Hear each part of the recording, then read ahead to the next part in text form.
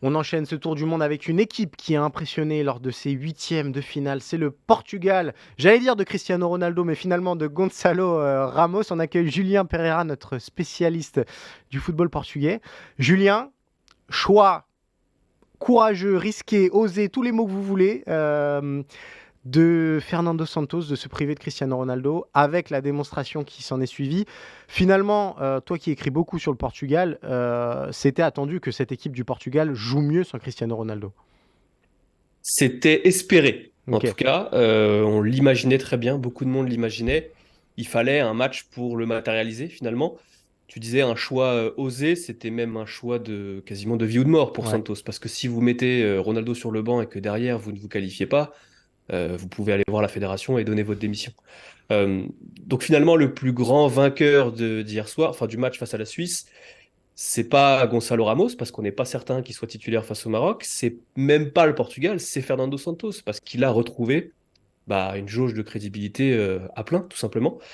Et pour le jeu, oui, effectivement, on l'imaginait très bien, parce qu'on voyait que sur l'aspect technique et aussi sur l'aspect psychologique vis-à-vis de ses coéquipiers, Ronaldo influençait trop le Ouais. jeu du Portugal.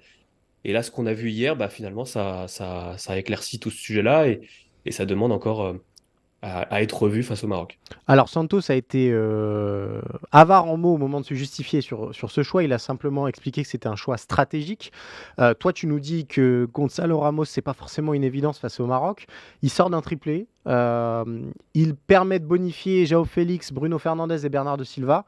Comment ne pourrait-il pas être titulaire face au Maroc?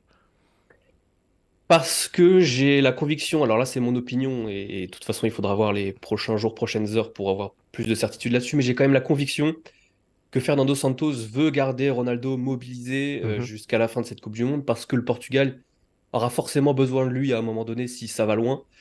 Et j'ai quand même la sensation qu'il va tenter de le relancer face au Maroc en lui disant, écoute, tu as vu ce que l'équipe était capable de faire sans toi.